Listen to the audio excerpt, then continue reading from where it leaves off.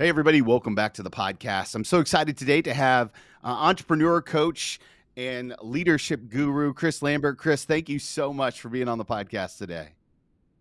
Tony, man, it's a privilege and a pleasure. We were talking beforehand, and I thought, man, if I don't hit record soon, I don't know, we're going to miss out on all the good stuff. And so you've done so many things in your life. I kind of always like to start in the macro. How would you Okay. describe the calling that God has placed on your life? Well, I like to just start with who I am, right? I am son of the Father, follower of Jesus, warrior of love, filled with the Spirit. I guess is the way I try to describe my identity to my sons. I'm a father. My wife and I have been married 20 years this July, Let's go. and we have two boys who are 14 and 11 and wild and crazy in all the right ways, or at least for the most part. And I am a founder CEO of a nonprofit that does revitalization in the city of Detroit. I'm also an author of Next Level Nonprofit, which is an organizational operating system for nonprofits that's uh, significantly making impact in the nonprofit sector. And yeah, I'll just stop there for now. You know, one of the things that I was reading as I was doing a little research on you is that you kind of had a spiritual awakening while you were at Indiana University. I was wondering if you could kind of share a little bit about the impact that had on your life and how it kind of propelled you to where you are today. Yeah, I'll give a little more context to kind of start just before Indiana University. So I was born and raised in a very small town in northern Indiana. And when I say small town, I mean we didn't have a four-way stoplight until I was in middle school. And when it came to church, religion, spirituality, my parents would take my sister and I to church service about once a month because they felt like it was the right thing to do. But I don't ever recall them talking about God in the home. For whatever reason, though, I was this really spiritual kid. In particular, I loved the person of Jesus so much so that at eighth grade, other kids in school gave me kind of an informal nickname of Lambert, the Jesus freak, because I was trying to lead everybody to Christianity and I wasn't very successful at it. Wow. But then shortly before I turned 16, I hit a bit of a growth spurt and I became kind of a big fish in a small pond at my high school. Now, my high school was fairly large because three different cities all went to the same school. But I started looking around at my buddies who were not following God, and I came to the conclusion that they were having a lot more fun in life than me and my youth group. And so I said, goodbye, Jesus. And Mm. really, if I'm being uh, 100, I gave him the middle finger and I said, I want nothing to do with you. This, I don't even believe this. You know, this is a waste of my time. And so for the next 6 years of my life, from the ages of 16 to 22, I basically did whatever I wanted to do, whatever I thought was going to make me the most happy. And what that meant for me at those ages, was drugs, alcohol, girls, and parties, and trying to make a little money on the side, sports in high school. But then that came to an end when I graduated high school. And I went to Indiana University.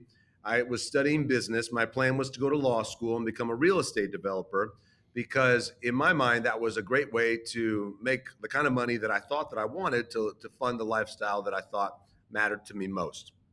And I joined what at the time was the largest fraternity on campus, so I could have more of all those above experiences that I mentioned earlier that I was looking for. By the way, just a side note, 2 years after I graduated IU, that fraternity got kicked off for cocaine and guns. And so it was an interesting place, right? Wow. And um, I was living it up, doing my thing, having a lot of fun. But then there'd be nights when I'd lie in bed and I'd think to myself, wow, this really isn't doing for me what I thought it would. Like the highs are fun, but the lows are pretty low, and I don't feel satisfied, right? And so my solution to my perceived problem was really just to double down on all those activities I just mentioned. Not the most intelligent choice, right? But my junior year of college, I decided to move to Australia for 6 months to study. There wasn't a lot of studying going on in Australia. While I was there, I experienced what I would call a radical encounter with God that changed the entire trajectory of my life. So a couple things happened that led to that experience. I was traveling around in Southeast Asia, the Pacific Rim, and of course, Australia. And I began to realize the world was a very big place.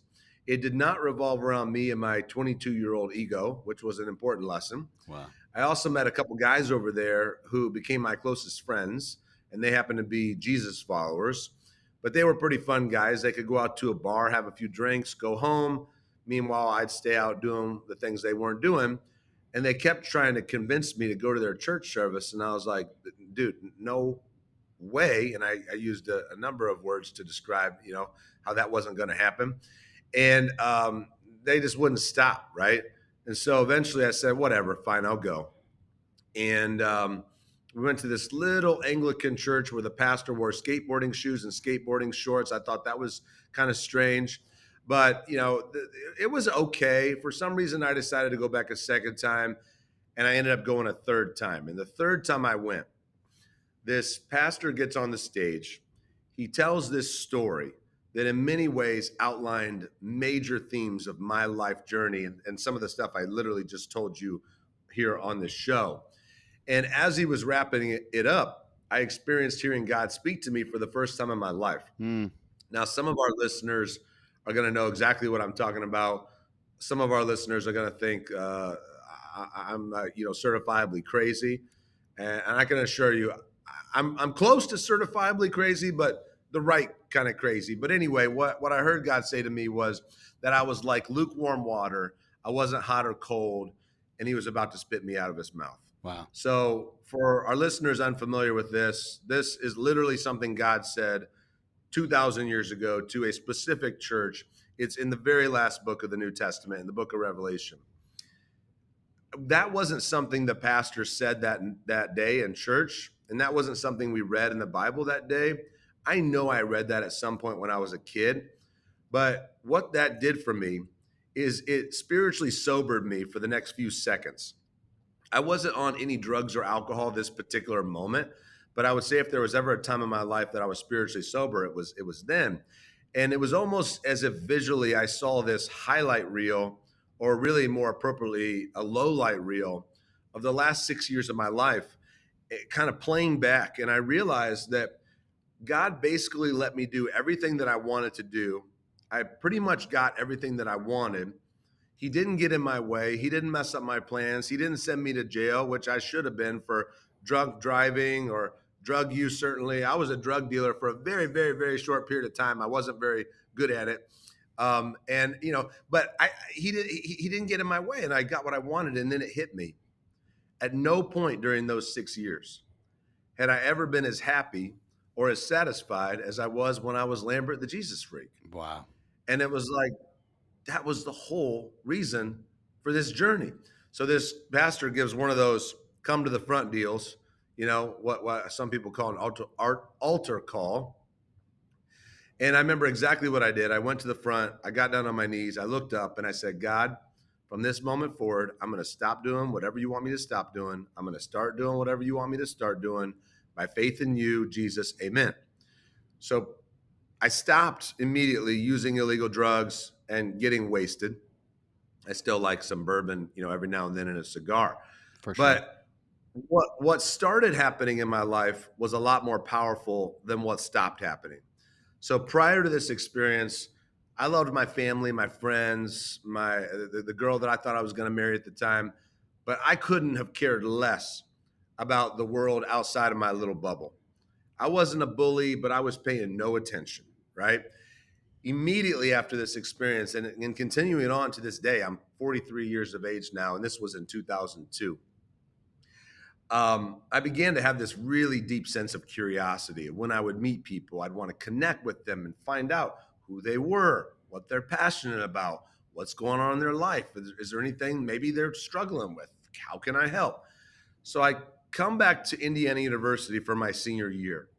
Shortly before I left IU, there wasn't a single Jesus follower or Christian in this entire fraternity of 180 guys. Hmm. Before I got back, now this had nothing to do with me.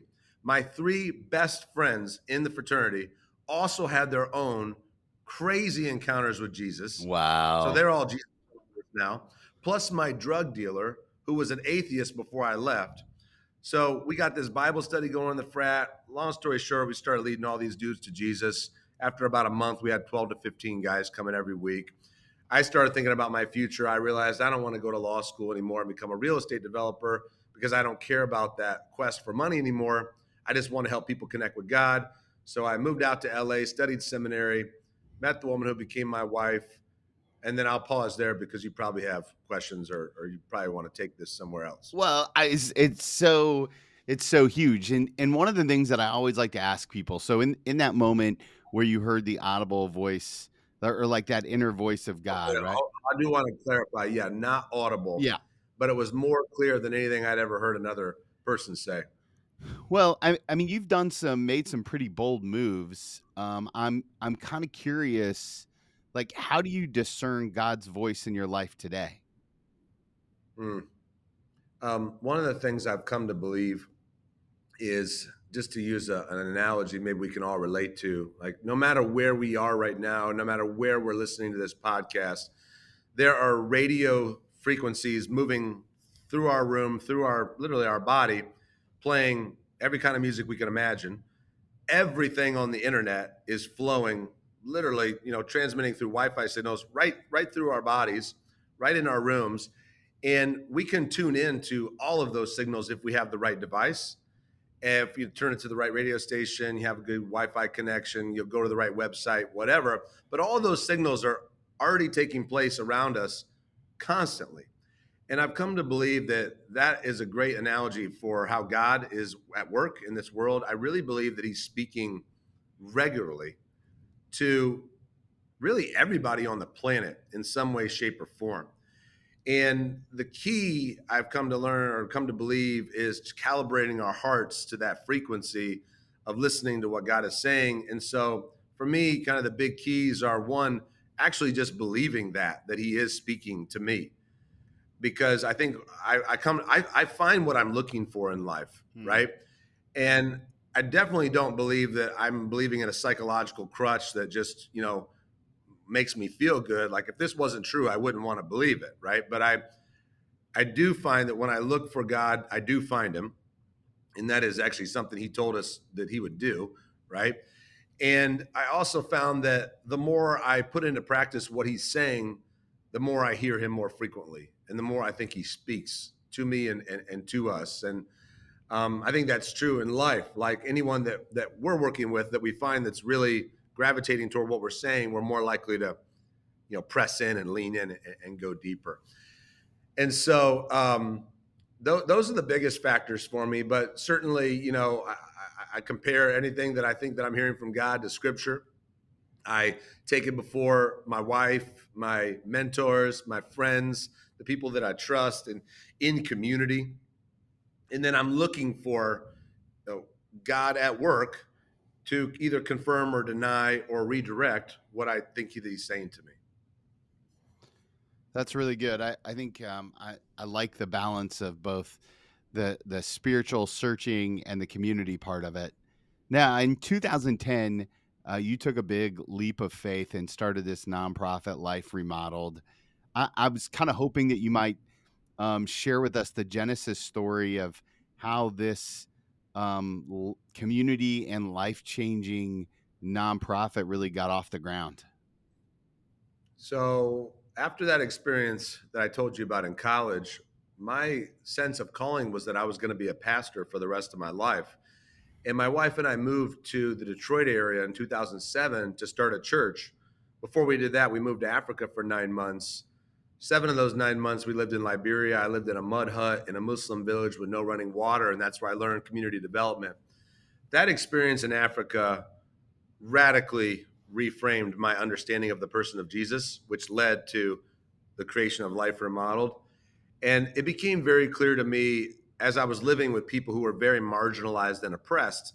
And I started rereading the Gospels, Matthew, Mark, Luke, and John. All of a sudden, it hit me that Jesus spent the majority of His 3 years of ministry with the people who were the most marginalized and oppressed. The prostitutes, the drunks, the lepers, the outcasts, and so on and so forth. And He was trying to get His disciples to do the same thing, and they really didn't want to do that, right? And I really came to believe, as I read throughout the entire Bible, God's passion for people who are suffering and marginalized and oppressed. And so when we started this church in '07, we very much had that mindset of wanting to be a ministry that was reaching people who were experiencing life controlling challenges and so on and so forth. And we did that. But in 2010, I got this vision for Life Remodeled. And my original understanding was that I was just going to get this thing started and then I was going to find somebody else to run it and I would go back into pastoring. But Life Remodeled began to grow so rapidly. And I began to realize this is really what I'm here for. This is really the work that I want to do, right? And Life Remodeled actually is very intentionally not a religious organization. We work with people from all walks of life, and we come together collaboratively. But for me, my faith in Jesus is who and what drives me to do the work that I'm doing, right? And so to talk now about Life Remodeled, give everyone context, I always like to start with why Life Remodeled exists before I talk about what we do or how we do it. And the reason why we get out of bed to do the work that we do here in Detroit is because we're absolutely convinced Detroiters have all the talent they need, but many don't have access to all the opportunities they deserve. Yeah. And so, what we do in response to this reality is we repurpose large vacant school buildings into one stop hubs of opportunity for entire families to thrive. And then we fill these buildings with the best and brightest nonprofits who are moving the needle in three areas. And each of them are moving the needle in one of these three areas, either educational youth programs or health and wellness services or workforce development initiatives that lead to real sustainable livable wage jobs. And then we're not only putting these organizations all under one roof in a neighborhood that's experienced tremendous disinvestment and marginalization, but therefore we're making these services accessible, but we're helping these organizations collaborate to make far greater impact together than they would ever make alone. And I think that's probably the genesis for Next Level Nonprofit, which is underneath Life Remodeled, but it's kind of a what you're really trying to do from the sense that I get is that you're trying to level up the leader of every nonprofit so that we can work together. When did you see that there are a lot of people who are doing good in the world but don't have the tools? Like how did you make that connection? Well, I experienced it myself. So, the first 4 years of our organization were very, very messy. And then over the next 9 years, we got our stuff together and we were able to invest $51 million into Detroit neighborhoods, renovate 4 school buildings, mobilize 82,000 volunteers, and beautify over 2,300 city blocks. And we since have become recognized as one of the best managed nonprofits in the region. And Charity, Navigator, and Candid have awarded us their highest possible ratings, right? And the way we did it was by creating this organizational operating system we call Next Level Nonprofit. But in the early days as a nonprofit founder or CEO, I achieved some epic fails. And what I mean by that are serious missteps that were the result of my ignorance, and it was my responsibility to know better. So, for instance, I hired people with yellow and even red flags that I would have seen had I actually known what to look for. And when it came to our existing team members, if they weren't already rock stars who could independently overcome their own challenges, I had no idea how to help them grow and develop, let alone thrive as a team. And when it came to our strategic plan, it may have looked good on paper, but it was not operationalized. And eventually we discovered how to attract, develop, and retain top talent, become a team of one, create a 2-page strategic plan that everyone in our entire organization is crystal clear and excited about where we're going and how we're going to get there. And I've made relationships with hundreds of nonprofits and hundreds of nonprofit leaders. And I began to realize that most of us are so focused on serving those outwardly that we're not investing enough time, talent, and energy on our inward internal systems, and which would actually ensure greater reach and greater impact. And as a result, we're not achieving the levels of impact we know we're capable of. So Hmm. that is why I wrote the book, Next Level Nonprofit. There's a lot of leaders who are listening right now, and they are hearing all the things that God has done through you and through Life Remodeled. And they're probably like I am, right? It's like take your breath away kind of numbers and amazing reach. One of the things I always like to ask high capacity leaders is what are some of the disciplines that you subscribe to keep you in a healthy place?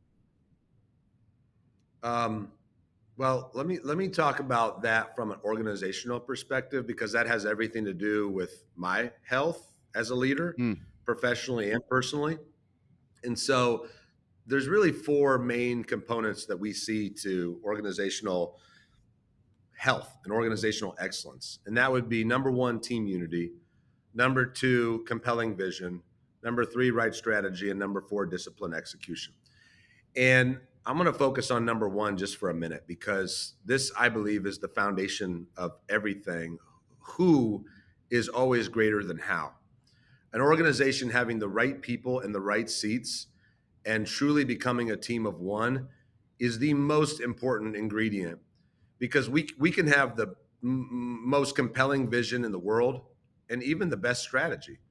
But if we don't have the right people in the right seats and who are a team of one and united, we're going to be constantly beating our heads up against the wall. And this is what I'll say. I have experienced all kinds of challenges as a nonprofit leader, including there were times when we were a week away from financial insolvency. I didn't know how we were going to pay people. I got real death threats that the FBI had to get involved in the work that I'm doing in Detroit neighborhoods. But yet, those things that I just told you, when I compare them to the infighting, the politics, the silos, some of the challenges we experience with people issues in our organization, those internal issues tormented my soul more than any other challenge I've ever faced. And I have come to learn this is the most important, most common challenge that every organizational leader faces are people challenges Hmm. internally in the organization. And some of us have become so numb Yeah. to these challenges that we're really not even realizing how much they're making us suffer. But I used to do a lot of stuff myself, kind of the founder syndrome, right? Where I didn't want to delegate and elevate. I didn't want to let go of my baby, this entrepreneurial venture. I thought that I could do it better, right, than others. And that meant that I ended up creating a big wake and burning through a lot of people. And I made a lot of mistakes as a leader. And it wasn't until I came to learn, if this vision is truly to be achieved that God's given us, the only way it's going to be done is through having the best people who are much smarter than me in their areas of expertise, and us truly becoming a team of one. That is where the work gets very exponential. And that is where leaders can go the distance. I wouldn't be able to keep doing what I'm doing right now, because we are taking on far more complex projects these days than we ever did before. And most people don't even think what we're doing is possible. We couldn't do it if we didn't have this incredible, remarkable team. And it took me a while to truly learn just how important that really is. I can imagine right now that there's a leader who feels like they're really resonating with the idea that they have a little bit of that founders syndrome. They're not delegating and elevating. If you were going to coach someone, if somebody was going to come into your planetarium office, which by the way is incredible, and sit down in front of you, what's the first step in saying, I need to trust my team more. I need to delegate and elevate. What's the first step in getting out of your own way? Well, if I'm sitting down with somebody in this scenario you just painted, before I would tell them what I think they should do, and I try to not do that, right? I would ask them questions. I would ask, what are you best at in your organization professionally? What are the tasks or the responsibilities that you are absolutely the best at as a leader? And which of those give you the most energy? Which of those do you enjoy most? Right? And I listened to a leader describe these things. And then I asked them, what if you were able to spend almost all of your time doing just those things? And that opens up kind of a a smirk or a smile or a look up to the left or whatnot. Oh wow, you know, and people think they begin to think not only how that would fulfill them, but more importantly, how that would bring exponential value to the people that they're serving, to the organization. Because there's a lot of us founders are highly resourceful people. We can learn almost anything. All right, we can do it. The question is not, can you do it? The question is this the best use of your time? Yeah. Because by doing all these other things, what that means is we're draining energy from the parts of us that would actually bring the most value to the world if we focus just on those things, right? And so I try to help leaders first and foremost think about their own gifts and abilities, right? And then once they get that connection, I help them think about, now what would that look like with all the roles and responsibilities in your organization if you had the best people in those roles and they were all specialized in knowing exactly where the organization's going, how they're going to get there, and what roles they play to achieve that, and they were able to stay focused in those areas. Because look, too often in the nonprofit world or in the social sector, we are wearing many hats, and we operate under this, zero sum game mentality, or that the pie is limited, and there's only a little bit of money out there, and we pay our team members scraps, right? And sometimes we pay ourselves scraps. And the reality is, there's an exponential change when we shift that momentum to truly building an incredible team. And then we achieve outcomes that were never going to be achievable Hmm. under our current constraints. And that is going to attract more donors, because what do donors want? Donors want impact. Yeah. And that is going to make you more excited about the work that you're doing, your team more excited. The cyclical effects are just exponential on every level, right? And so, what I want to say to someone listening right now who's like, oh my gosh, all right, I want to go get a dream team, um, is this is extremely hard work. It takes years. You don't build your dream team overnight. And all those four components that I just mentioned, imagine that they're like a flywheel on a car, or even just a wheel Yeah. on a car, right? And the faster you turn that wheel on the car, the faster the car goes. The same thing is true with your organization. Every time you improve your team unity, your compelling vision, your right strategy, your disciplined execution, your organization is going to go to the next level and the next level after that. Every time you go to the next level, you have more ability to attract even better talent. Hmm. You're not, wherever we are today, we have a cap on what level of talent we're even capable of attracting. And we have to just face that reality. And that has a lot to do with what our capacity is as a leader right now. Sure. I am a much better leader today than I was a month ago. And I'm way better than I was a year ago. And a lot of that has come by operating in where I am the best, growing in those areas, rather than becoming so stressed out by trying to do things that are truly outside the giftings God's given me. One of the phrases that we used in the Army all the time was this term mission creep. And that's where, Mm-hmm. we have a singular focus, and then all of a sudden you start doing this and start doing that. I think most leaders don't wake up saying, man, I want to put on a different hat today, but it feels like there's this mission creep. What do you do personally to stay in your zone of genius or your area of expertise? Well, creating a strategic plan that is simple. I say we get it down to 2 pages and something that everyone on the entire team believes in. And then we set goals, a 10-year goal, 3-year goals, 1-year goals, and then every 90 days, quarterly priorities. So we establish those as an entire team, myself included. And by me committing to that strategic plan and being able to operationalize it all the way down to every 90 days, what are the most important things that I need to accomplish this 90 days Mm. in order for us to be on track to achieve what we call our 10-year moonshot? That keeps me laser focused. Yeah. And obviously, I'm doing other things than those 3 to 7 quarterly priorities, but those are what I prioritize over everything else.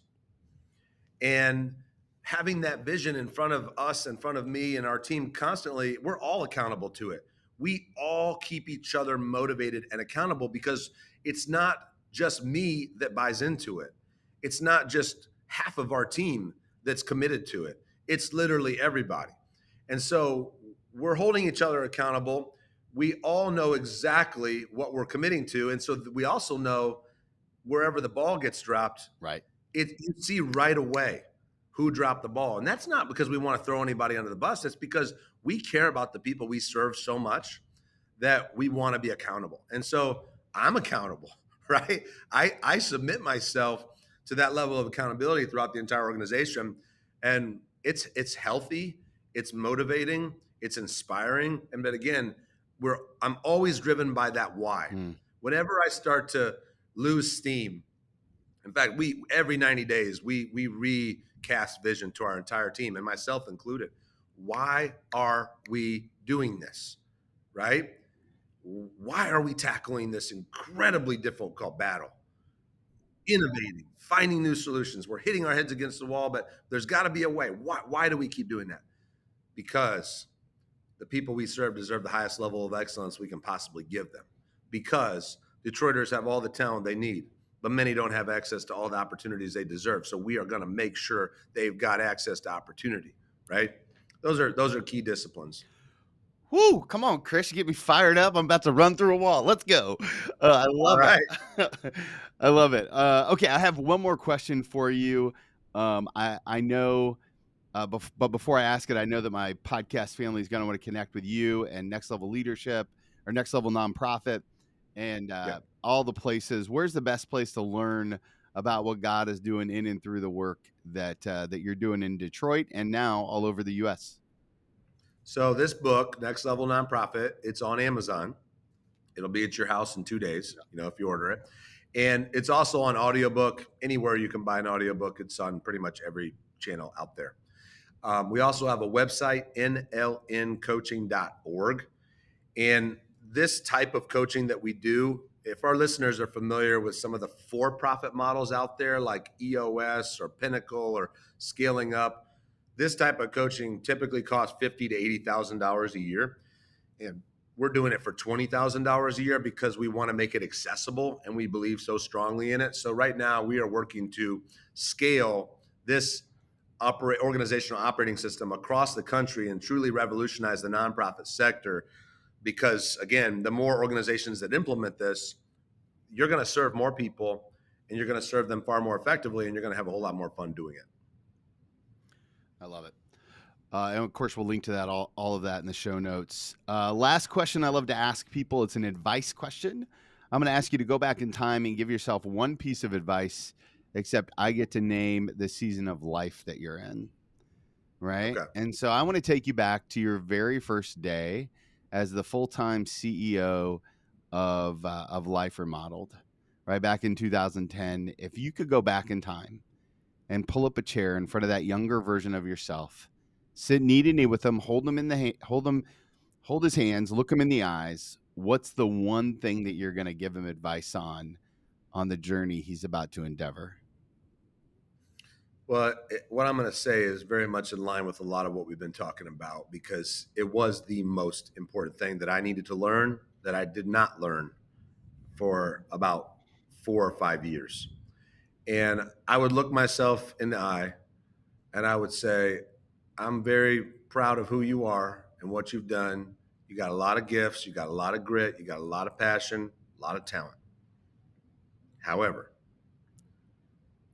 you are not going to achieve this vision unless you learn how to build a team of people much smarter than you, much higher capacity than you in the specific areas that the organization needs.